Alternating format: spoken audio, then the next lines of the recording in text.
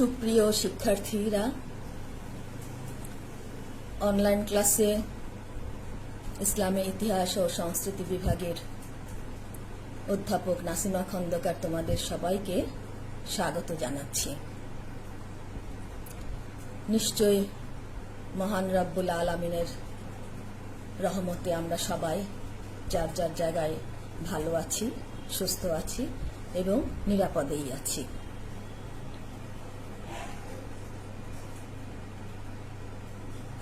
এই করোনাকালীন সময়ে করোনার মধ্যে আমরা কে কিভাবে চলাফেরা করব সরকারি নির্দেশ মোতাবেক এতদিনে হয়তো আমরা সবাই মোটামুটিভাবে জেনে গেছি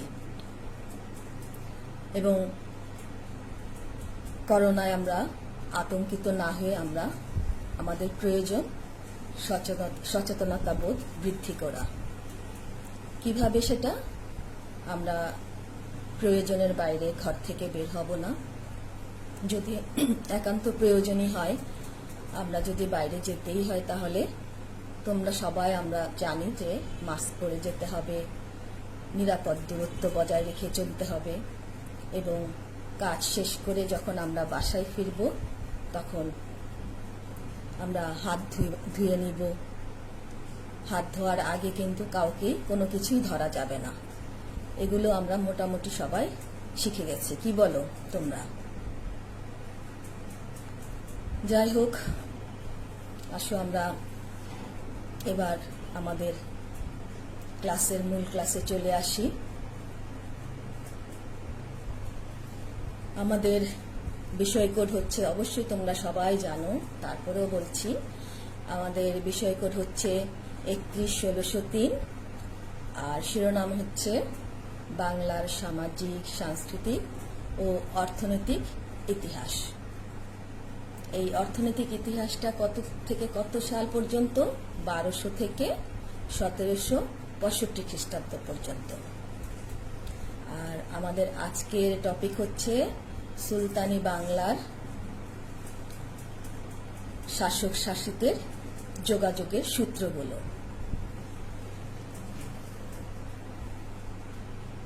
কোন সময়ের বাংলার? সুলতানি বাংলার। আমরা জানি যে কোনো সময়ের জন্যই প্রতিটি রাষ্ট্রেই শাসক আর শাসিতের সম্পর্ক যথেষ্ট গুরুত্বপূর্ণ একটা বিষয়। তো সেই সময় তৎকালীন সুলতানি বাংলার শাসক শাসিতের যে যোগাযোগের সূত্রগুলো খেয়াল করে দেখো, আমি বোর্ডে এইভাবে দেওয়ার চেষ্টা করেছি। প্রথমে দিয়েছি আমি কি? প্রথমে দিয়েছি শাসক শাসিতের মধ্যে যে সম্পর্ক, সেই সম্পর্ক। তারপর দিয়েছি শাসকদের প্রাধান্য, অর্থাৎ তৎকালীন সময়ে যারা শাসকবর্গ ছিলেন তাদের প্রাধান্যটা কিরকম ছিল। তারপরের পয়েন্ট দিয়েছি শাসকদের বিশেষ দায়িত্ব ও জনগণের ধর্মীয় স্বাধীনতা। তারপর দিয়েছি আইন, ন্যায় বিচার, সাক্ষাৎ ও সরাসরি যোগাযোগ।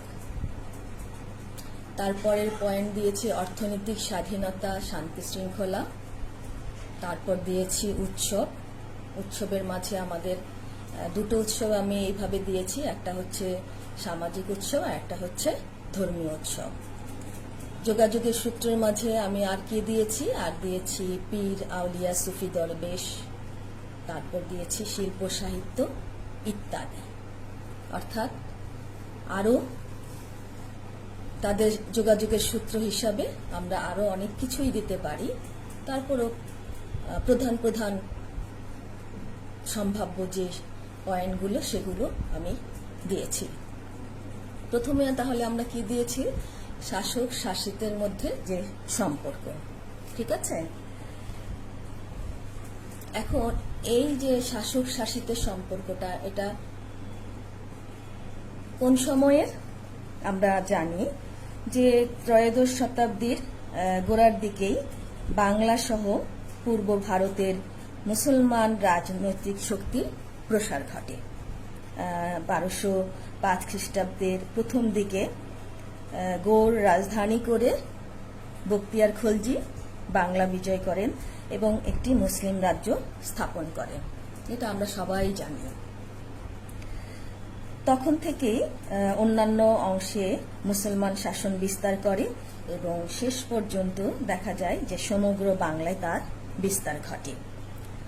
আর ইস্ট ইন্ডিয়া কোম্পানির শাসন প্রতিষ্ঠার পূর্ব পর্যন্তই বাংলা মুসলমান শাসনাধীন অবস্থায় থাকে। আর এই সুলতানি আমলেই বাংলার শাসন ব্যবস্থায় স্থানীয় রীতিনীতি, আচার অনুষ্ঠান যথেষ্ট প্রভাব বিস্তার করেছিল।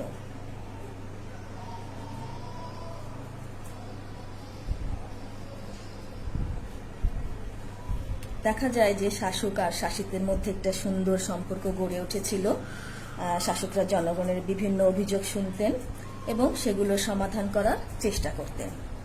তাহলে যোগাযোগের সূত্র হিসাবে শাসক শাসিতের সম্পর্কে আমরা বলতে চাচ্ছি যে আমরা সবাই জানি যে একটি দেশকে সুষ্ঠু ও সুন্দরভাবে পরিচালনা করার জন্য শাসক গোষ্ঠীকে অবশ্যই তার প্রজা সাধারণের সমর্থন কি করতে হবে, নিতে হবে।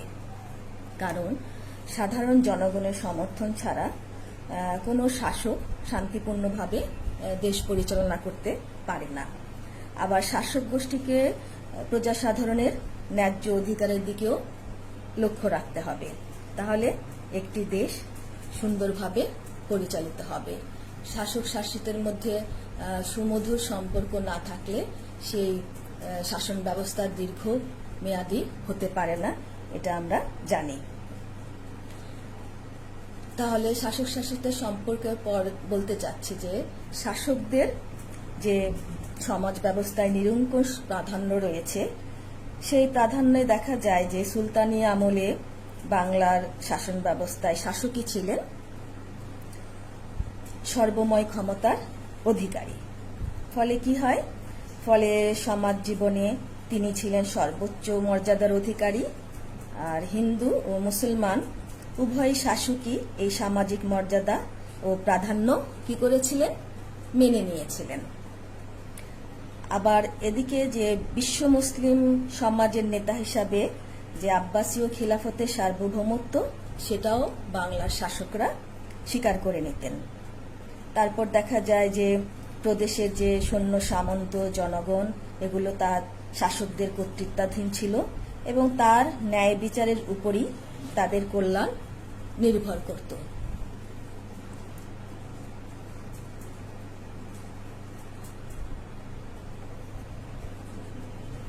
তারপর যোগাযোগের সূত্র হিসাবে দিতে পারি শাসকদের বিশেষ দায়িত্ব ও জনগণের ধর্মীয় স্বাধীনতা। শাসকের বিশেষ দায়িত্ব হিসাবে দেখা যায় যে মুসলিম সমাজের নেতা হিসাবে সুলতানকে কতগুলো কি করতে হতো? বিশেষ দায়িত্ব পালন করতে হতো। আর তারিখে মোবারক শাহীতে দেখা যায় যে প্রথা অনুযায়ী জুম্মা এবং ঈদের নামাজে খুতবা পাঠ মুসলিম সুলতানের একটি কি ছিল? বিশেষ দায়িত্ব বা কর্তব্যের মধ্যেই ছিল। সুলতানকে মুসলিম সমাজের নেতা হিসাবে বিভিন্ন ধর্মীয় ও সামাজিক অনুষ্ঠানে যোগ দিতে হতো। এই ব্যাপারে দেখা যায় যে মুসলিম শাসকগণ নিজেদের ধর্মীয় কর্তব্য সম্পর্কে, দায়িত্ব সম্পর্কে যথেষ্ট সজাগ ছিলেন। আর ধর্মীয় স্বাধীনতা আমরা কি দেখতে পাই? আমরা দেখতে পাই যে মধ্যযুগীয় বাংলায় মুসলিম শাসন আমলে প্রত্যেক শ্রেণী তাদের ধর্মীয় স্বাধীনতা ভোগ করত। শাসক গোষ্ঠী অন্য কোনো ধর্মের উপর নিজেদের ধর্মমত জোর করিয়ে চাপিয়ে দিত না। এ ব্যাপারে শাসকরা ছিলেন উদার। ফলে অনেক নিচু শ্রেণীর হিন্দুরা ইসলাম ধর্ম গ্রহণ করেছিলেন। আর শাসকদের সৎ জীবন, উদারতার প্রতি আকৃষ্ট হয়ে তারাও পূর্বপুরুষদের ধর্ম ত্যাগ করে নতুন ধর্ম গ্রহণ করেছিলেন। আর জনগণ যাতে সঠিকভাবে তাদের ধর্মীয় বিধিবিধান পালন করতে পারে, সেজন্য শাসকগণ বিভিন্ন প্রদেশের বিভিন্ন স্থানে কি করেছিলেন, মসজিদ, মন্দির ইত্যাদি নির্মাণ করেছিলেন। শাসকের এই কর্তব্যে জনগণও খুশি হয়ে আনুগত্য প্রকাশ করত। তাহলে আমরা শাসকদের বিশেষ দায়িত্ব, জনগণের ধর্মীয় স্বাধীনতা সম্পর্কে কিছুটা ধারণা নিলাম। তারপরে আমরা দিতে চাচ্ছি আইন, ন্যায় বিচার, সাক্ষাৎ ও সরাসরি যোগাযোগ।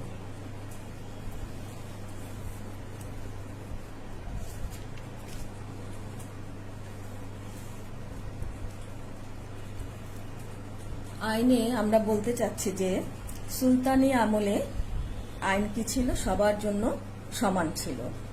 বাংলার সুলতানরা আইনের শাসন প্রতিষ্ঠায় ছিলেন বদ্ধপরিকর।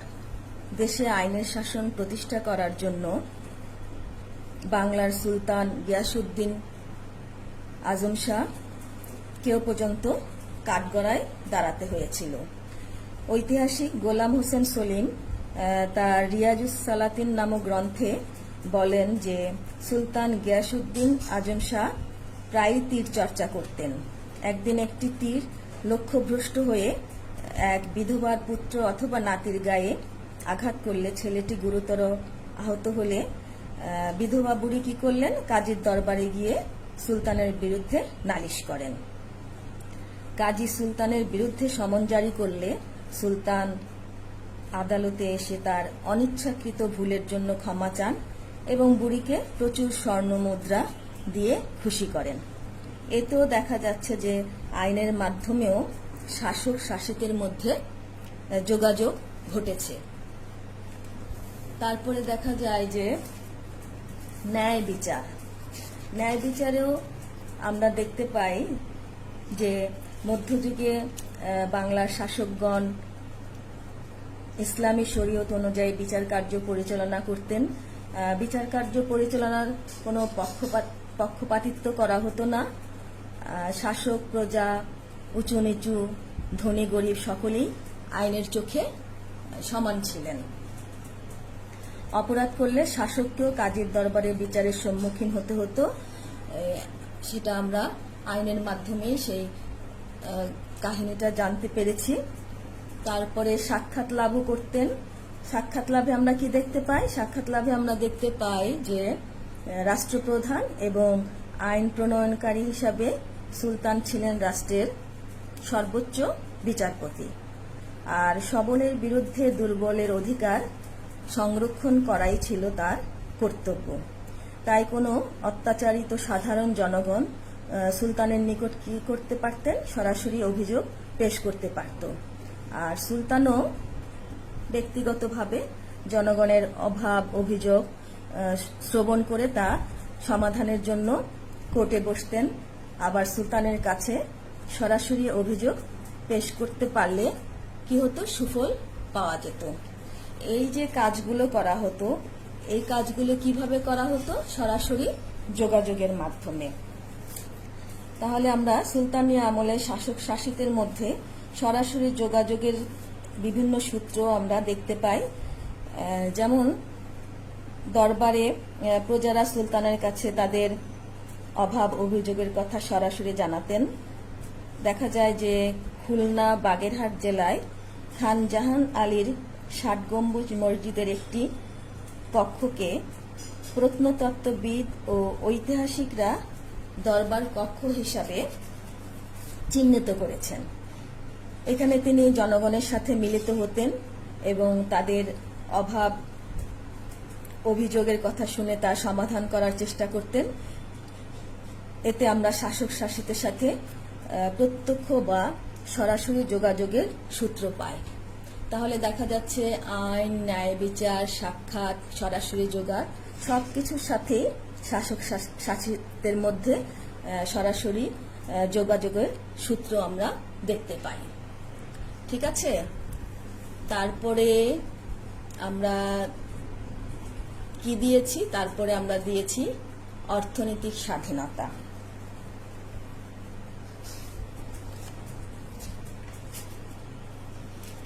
আমরা জানি যে বাংলার সুলতানি আমলে বাংলার জনগণের অর্থনৈতিক অবস্থা অত্যন্ত সচ্ছল ছিল। শ্রেণী বৈষম্য ও মাঝে মাঝে শাসন কার্যে অরাজকতা থাকা সত্ত্বেও প্রাচীন বাংলা সাহিত্যে এই যুগের অর্থনৈতিক সমৃদ্ধির কথা বিবৃত হয়েছে। এই সময় বাংলার অর্থনৈতিক সমৃদ্ধি সর্বোচ্চ শিখরে আরোহণ করেছিল। আমরা গত ক্লাসে বাংলার ইবনে বতুতার রিহালায় বাংলার অর্থনৈতিক সম্পর্কেও ধারণা নিয়েছিলাম।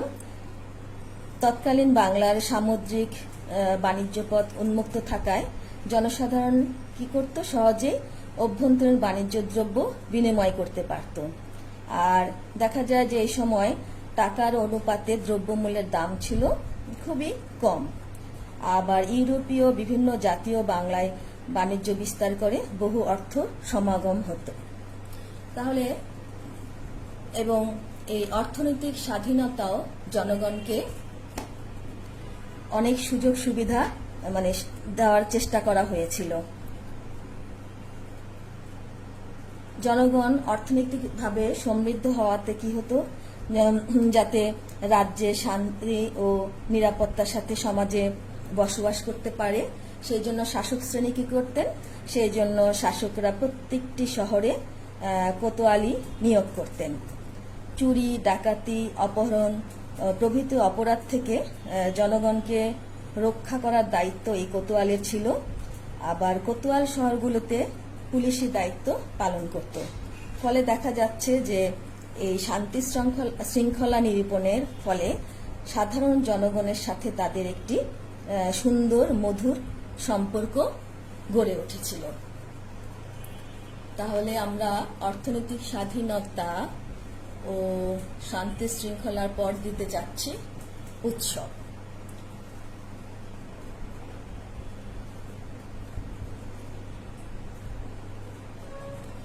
উৎসব হিসাবে আমরা জানি যে বাঙালিরা ছিল উৎসব প্রবণ জাতি। এখানে 12 মাসে 13 পার্বণ হতো। এই উৎসবকে আমি দুটো ভাগে ভাগ করেছি, একটা হচ্ছে ধর্মীয় উৎসব আর একটা হচ্ছে সামাজিক উৎসব। ধর্মীয় উৎসবে আমরা বলতে চাচ্ছি যে সুলতানি আমলে সকল ধর্মের লোকেরা সমান ধর্মীয় অধিকার ভোগ করত। বাংলার সুলতানরা সব ধর্মের লোকদেরকে সমান চোখে দেখতেন।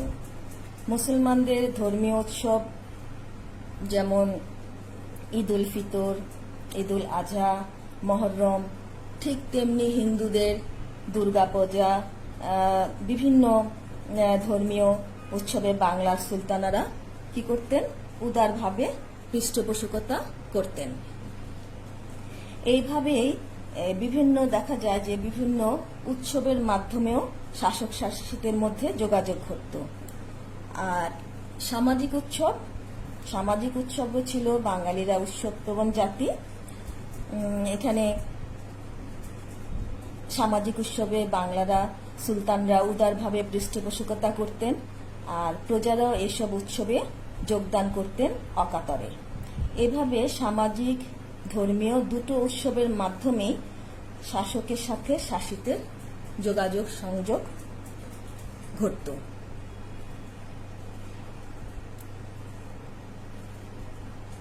তারপরে উৎসবের পর দিতে চাচ্ছি পীর আউলিয়া বা সুফি দরবেশ। আমরা জানি যে তৎকালীন বাংলায় সুফি দরবেশ এবং পীর ও আউলিয়াদের যথেষ্ট সম্মান ছিল।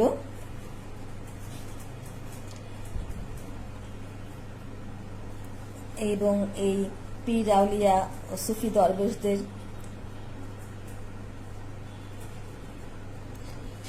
দরবেশদের প্রতি সুলতানরা ছিলেন উদার পৃষ্ঠপোষক। এবং দেখা যায় যে এই সুফি দরবেশ পীর আউলিয়াদের মাধ্যমেও বাংলার সুলতানদের সাথে প্রজাদের প্রত্যক্ষ কি হতো, যোগাযোগ হতো। আমরা দেখি যে ইলিয়াস শাহী বংশের সুলতান গিয়াসউদ্দিন আজম শাহের উজির আজম খানের ভাই ছিলেন প্রখ্যাত আউলিয়া হজরত নূর কুতুবুল আলম। আজম খান নূর কুতুবুল আলমকে দরবারে এসে কাজ করার আমন্ত্রণ জানিয়েছিলেন, কিন্তু নূর কুতুবুল আলম জানান যে তিনি নিজেকে আল্লাহর জন্য উৎসর্গ করে দিয়েছেন, তিনি সেই রাজনীতি দায়িত্ব গ্রহণ করেননি। সবাই জানি যে পীর আউলিয়াদের কাছে বহু মানুষ আসতো, তাদের মাধ্যমে বাংলার সুলতানদের সাথে প্রজাদের প্রত্যক্ষ যোগাযোগ ঘটত। আর সুফি দরবেশরাও যখন চলাফেরা করতেন তাদেরকে যথেষ্ট সম্মান প্রদর্শন করেছিলেন, তাদের নৌকা ভাড়া মওকুফ করে দিয়েছিলেন, তাদের খাবার দাবারের ব্যবস্থা করে দিয়েছিলেন। অর্থাৎ এই প্রাসঙ্গিক ক্রমে জনগণের সাথে এই সুফি দরবেশ পীর আউলিয়াদের যথেষ্ট সমাগম হতো এবং তাদের প্রত্যক্ষ যোগাযোগের কারণেই এই শাসক ও শাসিতের মধ্যে যোগাযোগ সূত্র ঘটিত হয়েছিল বলে আমরা ধরে নিতে পারি।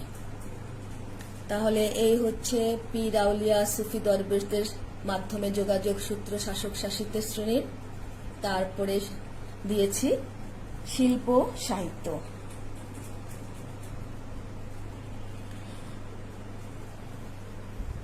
বা পীর আউলিয়া সুফি দরবেশদের মতো শিল্প সাহিত্য দেখা যায় যে বাংলার সুলতানরা ছিলেন উদার পৃষ্ঠপোষক। সাহিত্যদের সাথেও সমাজের মানুষের যোগাযোগ ছিল সুফি দরবেশ আর পীর আউলিয়াদের মতো। এই সাহিত্যের পৃষ্ঠপোষকতার কারণেও দেখা যায় যে এই সাহিত্যের দরবারে সাধারণ মানুষের অনেক অভাব অভিযোগ বাংলার সুলতানদের কাছে দিতেন।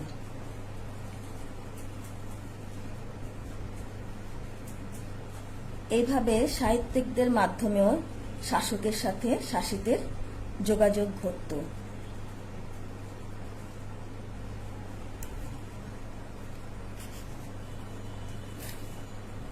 তারপরে দেখা যায় যে সাধারণ জনগণের মাঝে বা জনসাধারণের মধ্যে যারা শিক্ষিত ও প্রতিভাবান ছিলেন, শাসকগণ তাদেরকেও শাসন বিভাগের বিভিন্ন গুরুত্বপূর্ণ পদে নিয়োগ দান করতেন।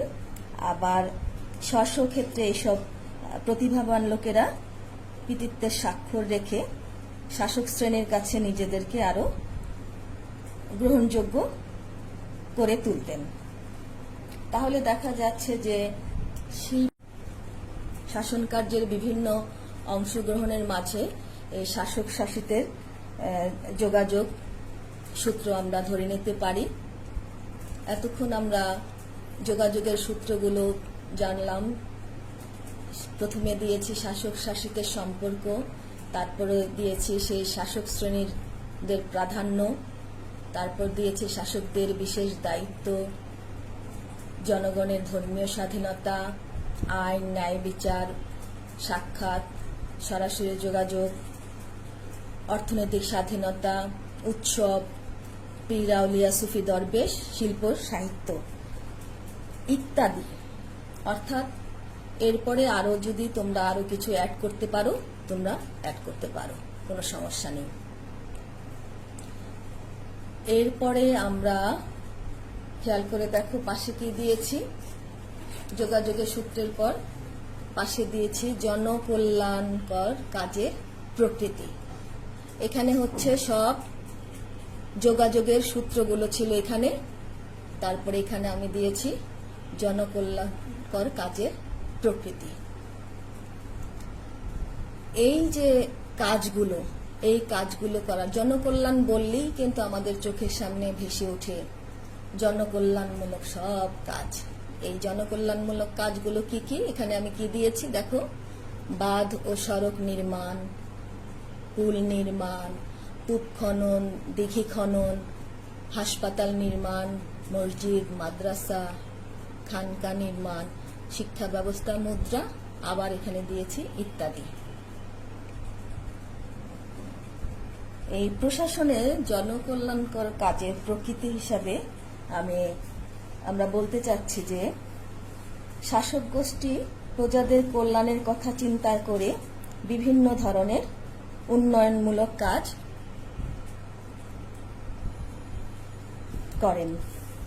তারা কৃষিকাজে সেচ ব্যবস্থার প্রবর্তন করেন, যোগাযোগ ব্যবস্থার জন্য অসংখ্য রাস্তাঘাট সেতু নির্মাণ করেন। এছাড়া অনেক খাল পুকুর খনন, প্রদেশের বিভিন্ন স্থানে চিকিৎসার জন্য কি করেন, হাসপাতাল নির্মাণ করেছিলেন। অর্থাৎ জনকল্যাণকর প্রশাসন ব্যবস্থায় সুলতানরা গড়ে তুলেছিলেন। আর জনগণের দুর্দশা লাঘবই ছিল বাংলার সুলতানদের জনহিতকর কাজের অন্যতম লক্ষ্য।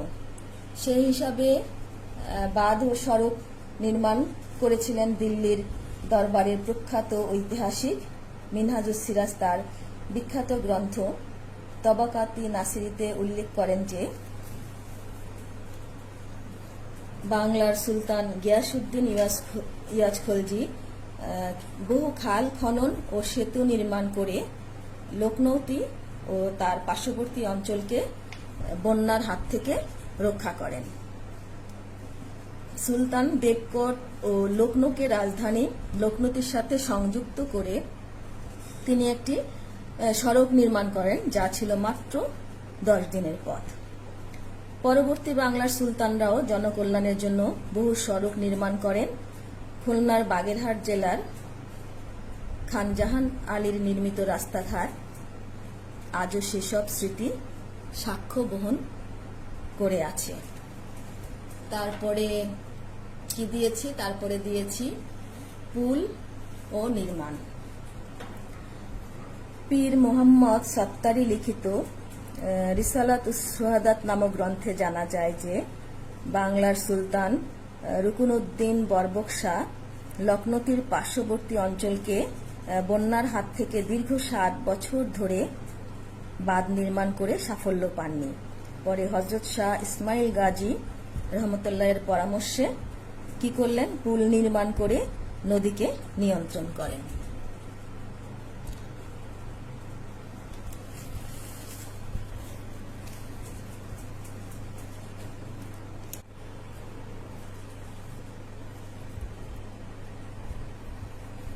তারপর আমরা কি দিয়েছি, তারপর মসজিদ মাদ্রাসা খানকা নির্মাণ।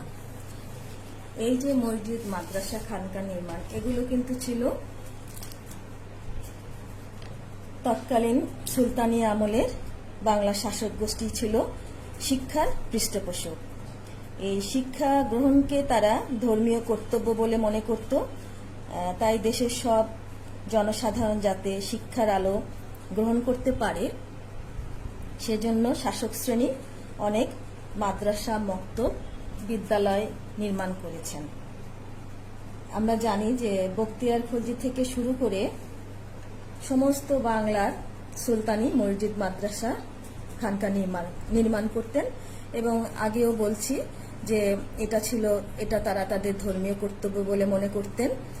আর বাংলার সুলতানরা যে শুধুমাত্র দেশের জন্য মসজিদ মাদ্রাসা নির্মাণ করেছিলেন তা কিন্তু নয়।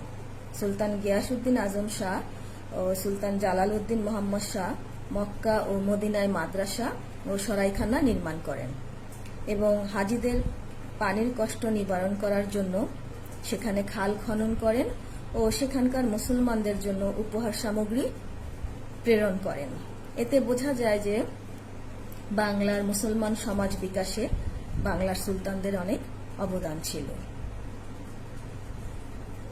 আর কূপ ও দিঘি খননে আমরা কি দেখতে পাই, কূপ ও দিঘি খননে আমরা দেখতে পাচ্ছি যে জনগণের মঙ্গলের জন্য সুলতান আলাউদ্দিন হোসেন শাহ কূপ ও দিঘি খনন করেন। তিনি হযরত নূর কুতুবুল আলম রহমতুল্লাহের দরগাহে মুসাফিরখানা ও দরিদ্রদের আশ্রম রক্ষণাবেক্ষণের জন্য জমি দান করেন। এসব কাজের মূল উদ্দেশ্যই ছিল জনগণের দুঃখ দুর্দশাকে লাঘব করা, এবং এই সমস্ত কাজ বাংলার মুসলমান শাসনকে খুবই জনপ্রিয় করে তুলেছিল। তারপর মুদ্রা সম্পর্কে আমরা কি বলতে পারি, মুদ্রা সম্পর্কে আমরা জনকল্যাণকর কাজের মাঝে মুদ্রায় আমরা বলতে পারি যে বাংলার সুলতানরা খিলাফতের প্রতি আনুগত্য প্রদর্শন করেন। তারা তাদের মুদ্রায় কলেমা এবং প্রথম 4 জন খলিফার নাম উৎকীর্ণ করতেন। এসব মুদ্রা যখন অন্য জায়গায় স্থানান্তরিত হতো তখন জনগণ তাদের সুলতান ও শাসকদের মর্যাদা জেনে যেত এবং এটা দেশে এক সামাজিক বিপ্লবের সূত্রপাত করেছিল। এতক্ষণ ধরে আমরা যে শাসক শাসিতের যোগাযোগের সূত্রগুলো, তাদের সূত্রগুলো, তারপর তাদের জনকল্যাণকর কাজের প্রকৃতি, এগুলো সম্পর্কে আলোচনার প্রেক্ষিতে সবশেষে আমরা বলতে পারি এইভাবে যে মধ্যযুগে বিশেষ করে সুলতানি আমলে বাংলা শাসকরা ছিলেন অসীম ক্ষমতার অধিকারী। তাদের শাসনের বিরুদ্ধে কেউ বিদ্রোহ করতে পারত না। সমস্ত জনসাধারণ ও কর্মচারী বিনা প্রতিবাদে তার নির্দেশ মেনে চলত। আর শাসক গোষ্ঠীও জনসাধারণের কথা চিন্তা করে প্রদেশের অনেক কল্যাণমূলক কার্যাবলী সম্পাদন করতেন এবং যার পরিপ্রেক্ষিতে তাদের সাথে একটি সুন্দর ও সৌহার্দ্যপূর্ণ সম্পর্ক গড়ে উঠেছিল। তো এতক্ষণ আমরা যেই আলোচনা করলাম সেটার প্রেক্ষিতে তোমরা নিশ্চয়ই কিছুটা ধারণা পেয়েছো। এখন বরাবরের মতো বাড়ির কাজ বা অ্যাসাইনমেন্টটা নিয়ে নাও। সেটা হচ্ছে সুলতানি বাংলার শাসক শাসিতের যোগাযোগের সূত্রগুলো নির্দেশ করো এবং প্রশাসনের জনকল্যাণমূলক উদ্যোগের প্রকৃতি বিশ্লেষণ করো। আবার বলছি, সুলতানি বাংলার শাসক শাসিতের যোগাযোগের সূত্রগুলো নির্দেশ করো এবং প্রশাসনের জনকল্যাণমূলক উদ্যোগের প্রকৃতি বিশ্লেষণ করো। তো এতক্ষণ যারা তোমরা আমার অনলাইন ক্লাসে আমার সাথে ছিলে তাদের সবাইকে ধন্যবাদ ও কৃতজ্ঞতা জানিয়ে আজ এখানেই শেষ করছি। পরবর্তী আবার অন্য কোনো টপিক নিয়ে তোমাদের সাথে দেখা হবে। সেই পর্যন্ত সবাই ভালো থেকো, সুস্থ থেকো, নিরাপদে থেকো। আল্লাহ হাফেজ।